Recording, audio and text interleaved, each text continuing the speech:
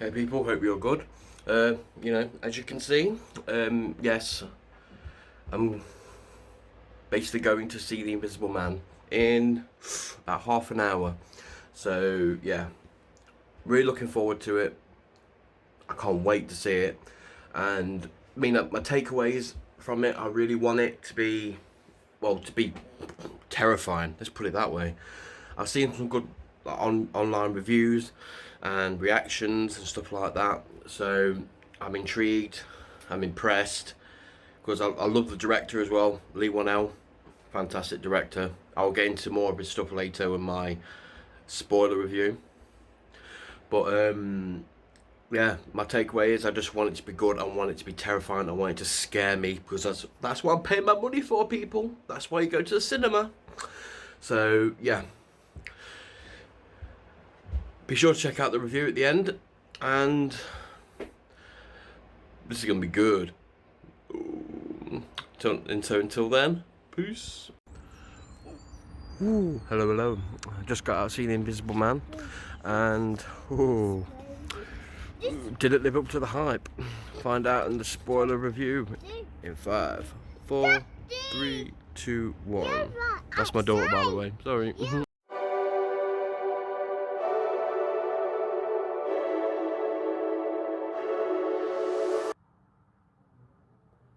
So, hello people.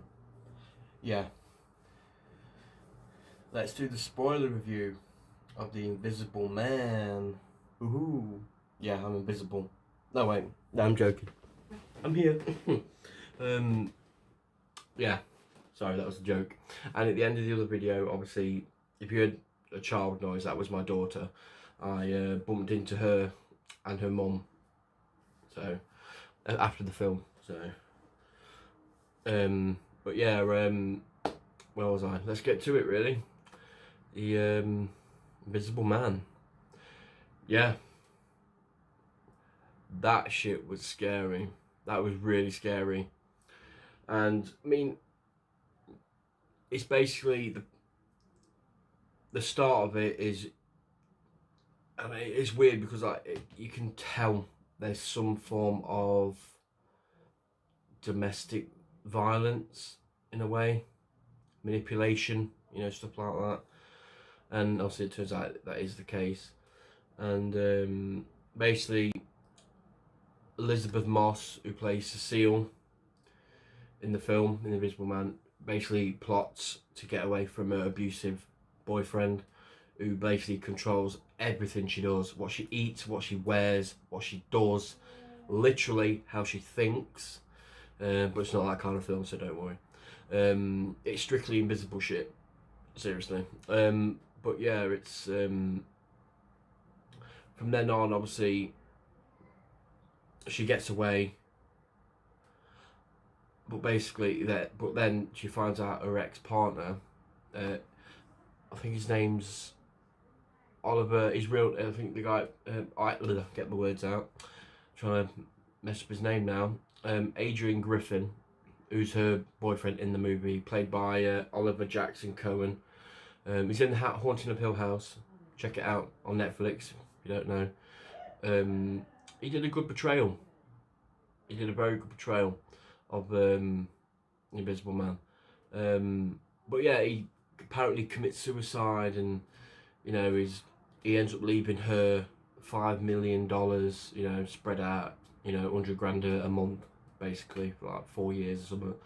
And but yeah, but then obviously after that, things start getting a bit freaky, and she starts seeing, seeing, but hearing stuff, footsteps, stuff like that. And at one point when I was watching it, I heard like clicking noises. I think he was like doing stuff like that just to tease her. And another thing as well, when I was at my local cinema, I was absolutely pissed off. I'll just get this out of the way. Obviously, when you go to a cinema, the lights go down, darkness, enjoy the film. They went down all right, but the spotlight above me was still on. Seriously, a spotlight was on me, all film, all for 2 hours. Literally, I was fuming. But I'm not the kind of person to make a song and dance about anything. I was just like, fuck it, let's just get through it, we'll be fine. And we were. I just got used to it. But yeah, back to the film. But yeah, and then she starts like stuff starts happening, and it's weird. It's just proper stuff, and she goes outside, and then basically starts to breathe, and then there's breath behind her, but obviously she doesn't see it. In time, and she goes to turn around, but the breath's already gone, and then the other stuff around the house starts to happen, and then you think of it when you watch it as like a ghost film. It looks like it. That's what you think an invisible person is, because it's technically a ghost in a way. But yeah, then she's obviously living when she got away from him. Sorry, at the start of the film, she goes to live with her friend, James. I can't remember who's played by now. Aldous, I think his name is, or something like that. And he's got a daughter, Sydney, and she's staying with them. And obviously, she gets this money from him, and buys them nice stuff to say thank you, basically. And they're basically the two girls are having a bit of a convo. And next minute, she gets smacked right across the face, but she thinks it's Cecile that hit her, and it looks like it is, but it's not. It's how it's looked. She actually thinks she hit her when obviously we know she didn't. She didn't lay a finger on her. It was Adrian, her invisible boyfriend. So yeah, and then she's just like, yeah, come on then, let's fucking go. You want to start something? Let's go. And all that kicks off. But so I'm missing a bit now. What was it before that? No, I'm getting to it actually. Sorry, I'll correct myself. Sorry, everything's just running around in my head at the minute. But yeah, she's around the house, and she basically gets coffee, pours it all over the floor, like the beans, like the powder, basically the coffee powder. It's like, come on, take a step. But the camera angles work so well. Leigh Whannell, who directed this and obviously did Upgrade, check it out. One of the best films I've seen in a long, long time. 2018 it come out. It's called Upgrade. Please go and see it. And obviously he's done his work on the Saw films and the Insidious films and a bit of The Conjuring as well. But he's a fantastic director. He made corners, like corners in your home, look fucking terrifying. Seriously. Like you'd see peeps around the corner, but you know it's him, the Invisible Man. You know he's watching like that around the corner. It's weird. That's the thing as well with this. There's no, as the original one was, I think it was like 1940s or something like that. I'm just guessing, I can't remember. Or 30s maybe, when he was bandaged up. This isn't the case in this film. I'll get to it, but that's not the case. Seriously, he's not got bandages on his face, big trench coat, hat, glasses. No. But basically, she basically has an idea and rings Adrian's phone, and then it's vibrating, and she's like, where's that coming from? And then she just goes, it's in the loft.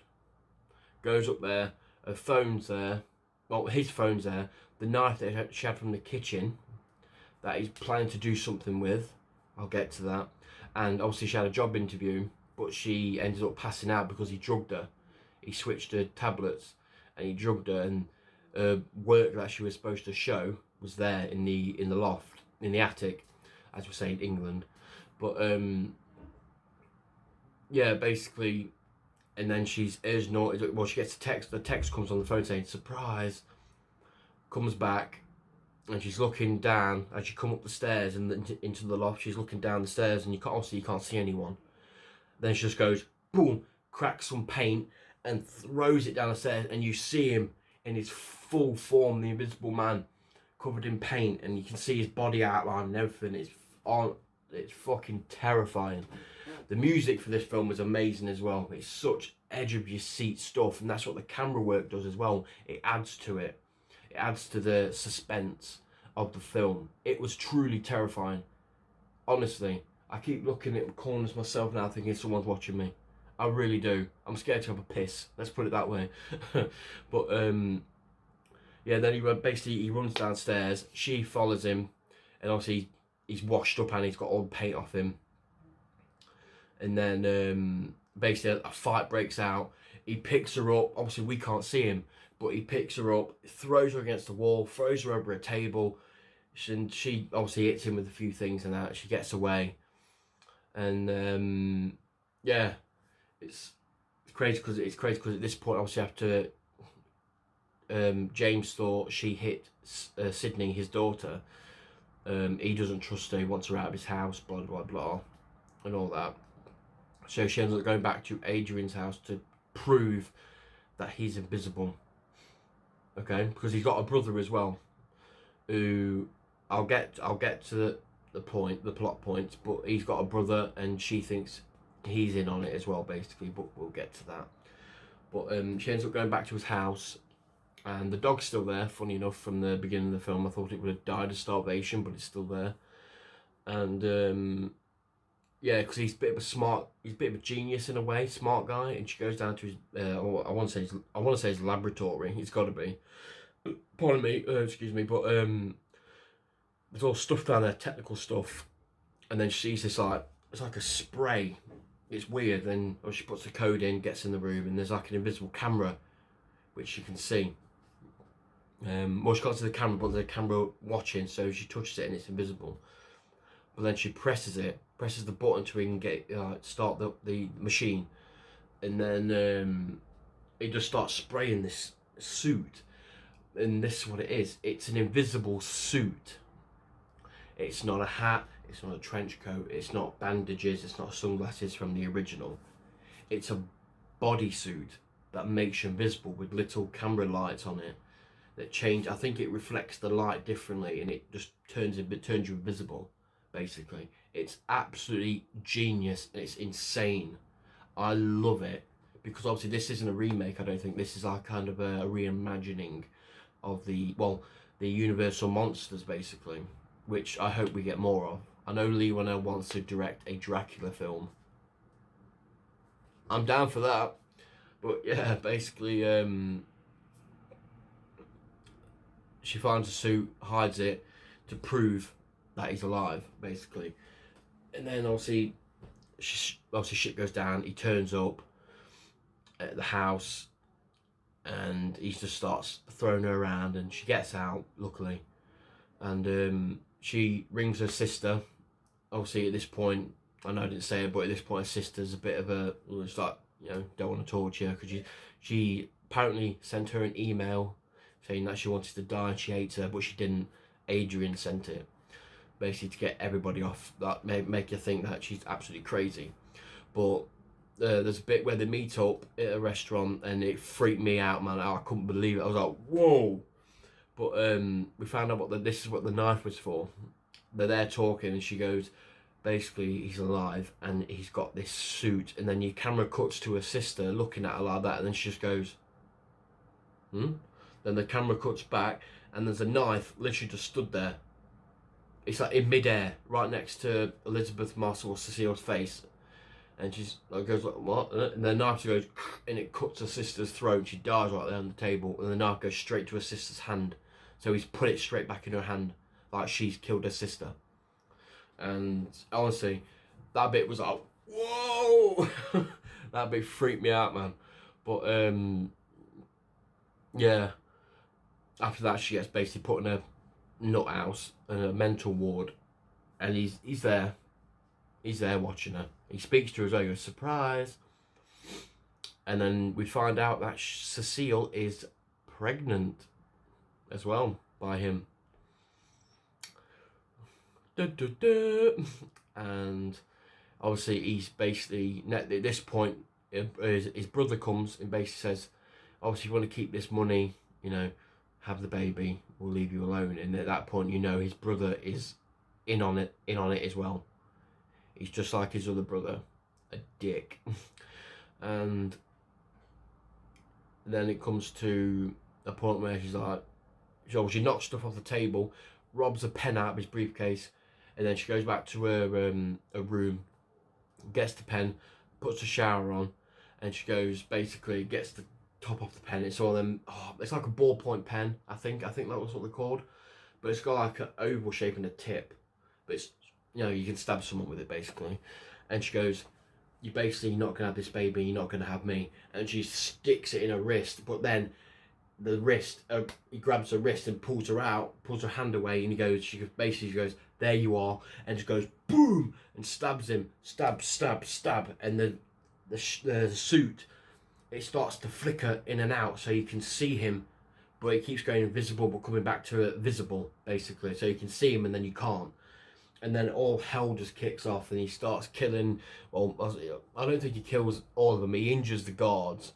He might have killed a few of them where it looked, but yeah, even the guards are like, "What the fuck is this?" And he's just taking them all out, basically. And then he runs off, and then there's a bit where she's chasing him, and they're in a car park and it's raining, and then she's there looking for him, and the camera cuts right, and next minute, boom, he's right there. He phases in, and he grabs her and pushes her up against, push her up against an ambulance, and he's like, "Yeah, you can have this baby, blah blah blah," and all that.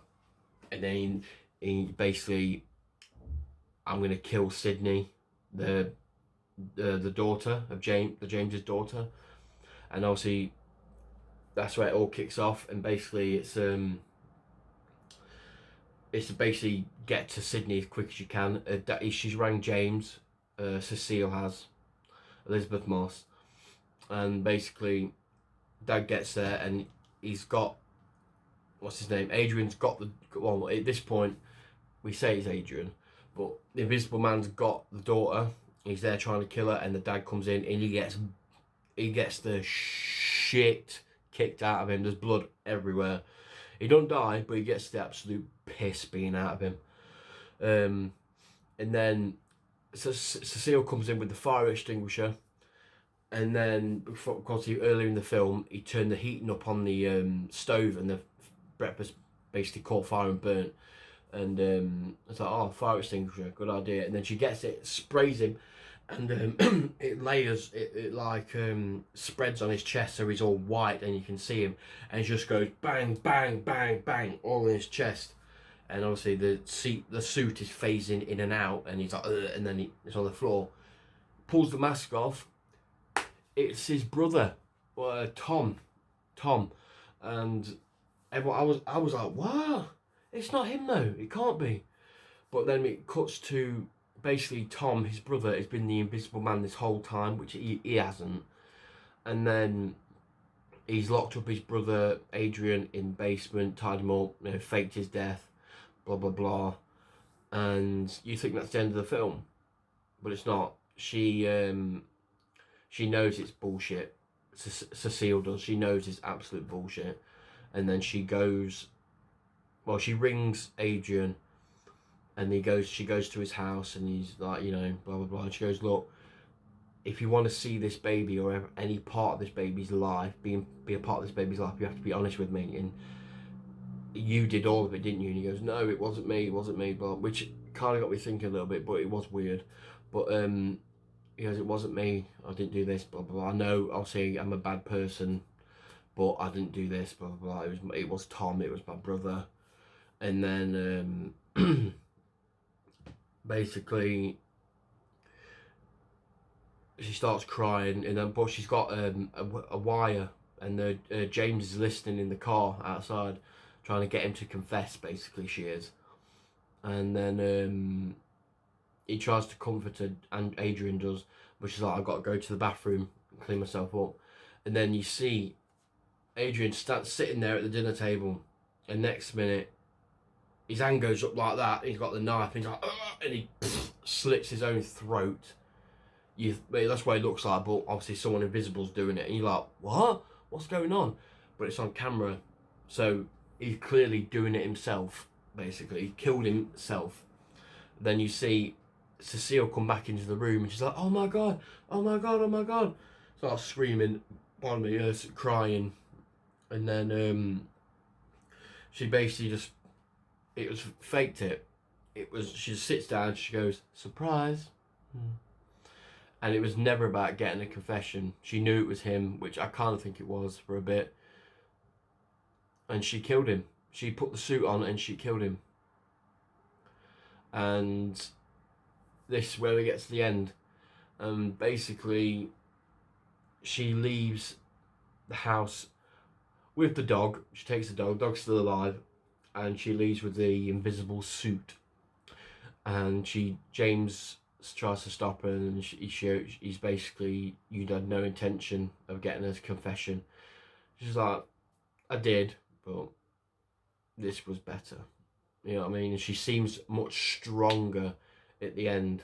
She's like a stronger person, basically. But like I said, this sets up the Invisible Woman that apparently is being made at some point. So, like I say, the Universal Monsters. Well, yeah, it's set. Then obviously the ends with her walking off with the suit, and she looks at the camera and just smiles, and that's the end of the film. Done. But like I said, this sets up like I said, the Universal Monsters. I really hope. I mean, so far, Invisible Man is doing quite well at the box office.